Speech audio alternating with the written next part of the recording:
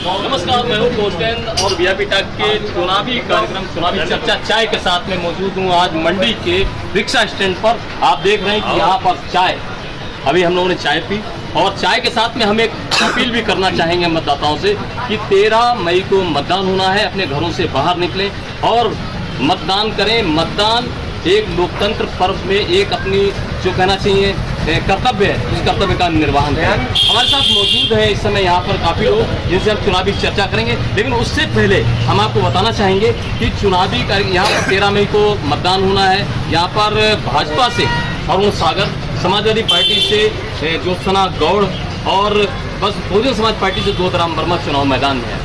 हम यहाँ पर बात करेंगे सबसे पहले कि आपको चुनावी जो चल रहा है माहौल, इसमें क्या लग रहा है? अच्छे काम कर रही है, सब अच्छे कार्य कर रही है, मुकाबले में कैंडिडेट अच्छे काम कर रही है, अच्छे कार्य कर रही है, इसलिए भारतीय जनता पार्टी को आना चाहिए। हम बात करेंगे सुशील दीक्षित से। आप जो है लगातार नगर पालिका परिषद शाहजहांपुर में सभासद रहे हैं और समाजसेवी हैं। सुशील जी, आप ये बताएं कि जो माहौल चल रहा है इस समय, उसमें आपको क्या लगता है कि किस पार्टी का पलड़ा भारी है?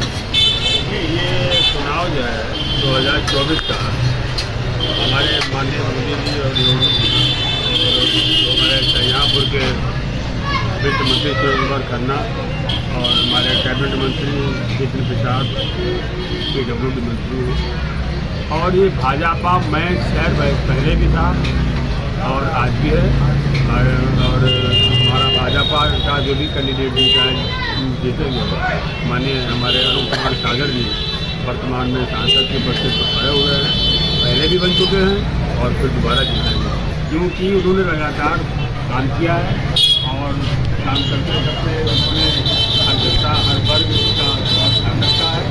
और इसी हमारे उन्होंने सड़कों का उद्धार किया है और पुल बनवाए हैं, वित्त मंत्री जी ने भी काम किया है। और अरुण सागर में सबसे बड़ी खूबी यह है कि वो सांसद के साथ साथ में भावुक हैं, अच्छे मन से अच्छे काम करते हैं, पार्टी में खाने वाली बात करते हैं, पार्टी को अभी राज होते हैं।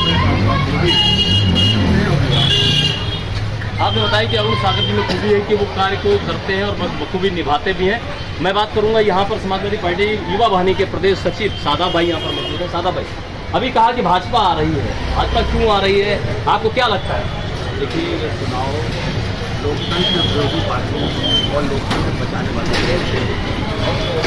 जहाँ पे हमारे बड़े लोग बोले हैं कि भारतीय जनता पार्टी आ रही है, तो मैं इनसे पूछना चाहता हूँ किन मुद्दों के साथ बीजेपी आ रही है?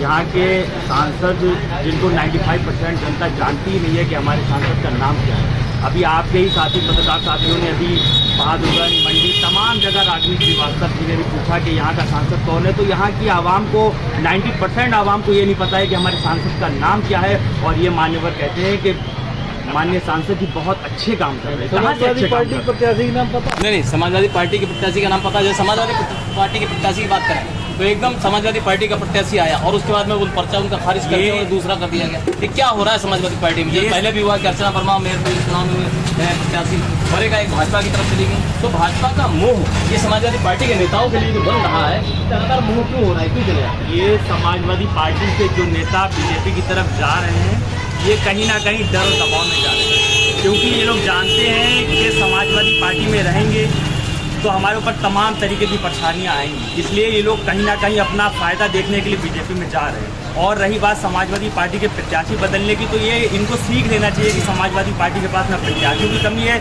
ना लोगों की कमी है, ना कार्यकर्ताओं की कमी है। समाजवादी पार्टी केवल साइकिल के निशान से लड़ी है और आने वाले सन 2024 में हम गठबंधन की सरकार बनाने जा रहे हैं। गठबंधन की सरकार बनाने जा रहे हैं। अगर बात करें यहाँ पर, तो हमने कहा कि चाय के साथ चर्चा कर रहे हैं। एक आम व्यक्ति के लिए जो कि रोजगार अपना चलाता है, दिन भर मेहनत मजदूरी करता है, उसके लिए क्या क्या कहना चाहेगा सर? किसकी सरकार आ रही है, क्या लग रहा है? बीजेपी क्या? बीजेपी की क्यों, क्या लगता है? काम सही करे और खन्ना जी का तो यहाँ वो काम करा है 40 साल हो गई, कोई गलत काम नहीं। खन्ना जी के चेहरे पे कोई धब्बा नहीं, हर नेता के धब्बा हो रहा है, लेकिन 40 साल से कोई नेता के धब्बा नहीं खन्ना। खन्ना जी वो परवाना है, पत्थर से नरम करने, नफरत करने वालों के सीने में प्यार भर। आपने कहा कि खन्ना जी का यहाँ पर कोई भी जवाब नहीं है। खन्ना जी बिल्कुल बेदाग चरित्र और बेदाग छवि वाले हैं और उनके नाम पर यहाँ पर चुनाव हमेशा जीता जाता है। हम बात करेंगे यहाँ पर हमारे साथ बैठे हुए सर, क्या लगता है आपको कौन आने वाला है? देखिए, लगता तो कुछ नहीं है, लेकिन भारतीय जनता पार्टी का ही यहाँ का कैंडिडेट जीतेगा। और जैसे हमारे समाजवादी के मुद्दे सचिव साहब कह रहे थे कि जो कैंडिडेट आपने सवाल पूछा है कि कैंडिडेट भागे जा रहे हैं, आपके कैंडिडेट पर्चा खारिज हो गया और सरकार में जा रहे हैं, तो मैं इनसे पूछना चाहता हूँ, अगर कैंडिडेट डर के आपके भाग रहे हैं तो पार्टी को चाहिए कि पहले ऐसा कैंडिडेट डरे ना। और अगर डर के भाग रहे हैं तो किस बात का डर है? अगर ईडी का डर है या पुलिस का डर है तो आपने ऐसा गलत काम किया तभी तो आप भाग रहे हो, वरना भागने की जरूरत ही नहीं पड़ती। जो भी कैंडिडेट भाग रहा है, अभी आपने इससे पहले जो मेयर का चुनाव हुआ उसमें भी रातों रात कैंडिडेट जो समाजवादी पार्टी का कैंडिडेट था वो पार्टी छोड़कर भाग गया, भारतीय जनता पार्टी से चुनाव लड़ा और फिर जीत गया।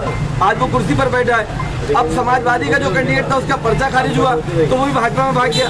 पर्चा खारिज होना ये कि कानूनी व्यवस्था है, लेकिन जो पार्टी छोड़ के भाग रहा है ये क्या वजह है? मैं इनसे पूछना, आप समाजवादी पार्टी वालों से पूछे कि इनके कैंडिडेट जो पार्टी छोड़ के भाग रहे हैं ये इसकी क्या वजह है?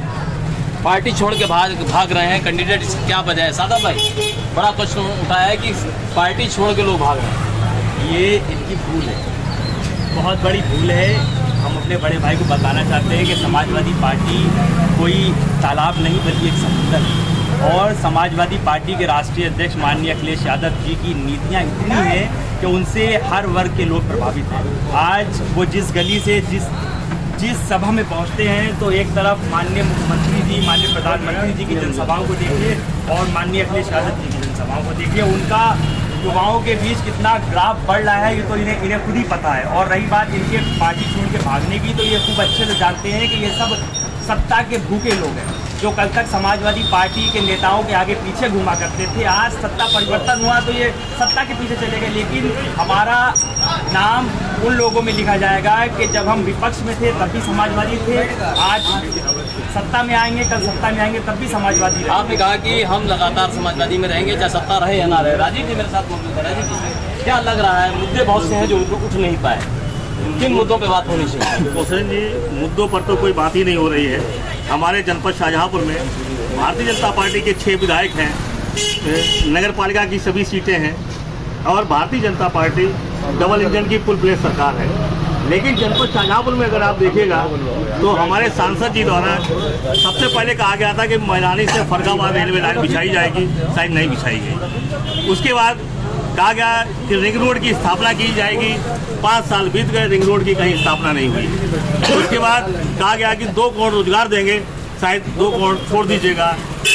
2014 से अगर कोई हमारे बच्चे जो 18 साल के थे और पेपर देते थे, आप देखिए पेपर लीकेज के नाम पर उनके साथ एक मजाक किया गया। आप इसके बाद आप चले जाइए, देश का राजा अगर कहने लगे कि हम 80% जनता को राशन देते हैं, तो आप सोचिए कि विश्व के पटल पर जो विश्व गुरु कहलाता है वो देश की तरफ शर्मसार हो रहा है कि अगर 80% हम जनता को राशन दे रहे हैं। राशन नहीं चाहिए, जनता को चाहिए रोजगार, जनता को चाहिए विकास। आप देखिएगा हमारे नगर क्षेत्र में खड़े हैं, आप देख रहे हैं रिक्शा स्टैंड में कैसे धूप में खड़े होते होंगे, ये बहुत छोटा उदाहरण है जहाँ टीम का अभाव है। बहुत सारी समस्याएं, बहुत सारे मुद्दे जो कि इसमें हल नहीं होता है पूरे 5 साल में। हम बात करेंगे जहाँ क्या कहना चाहिए, किसकी सरकार आ रही है, किन मुद्दों पर बात होनी चाहिए? बीजेपी सरकार क्यों आ रही है, क्या लग रहा है आपको, किस वजह से आ रही है? लग रहा है उसके आधार से जो चल रहा है, काम चल रहा है, विकास आ रही है, काम चल रहा है, विकास चल रहा है, इसके आधार पर बीजेपी सरकार आ रही है। यहाँ पर चुनावी चर्चा हुई, कई लोग यहाँ पर मौजूद हैं, लेकिन हम बहुत ज़्यादा समय नहीं है जो हम बात कर पाएँ। लेकिन हाँ, इतना जरूर कहेंगे कि लास्ट में कि अंत में यही कहना अपील फिर से कि 13 मई को आप निकलें और भारी संख्या में मतदान करें और अपने कर्तव्यों का निर्वहन करें। अपने सहयोगी अपने गुप्ता के साथ मिस्र शाहजहाँपुर।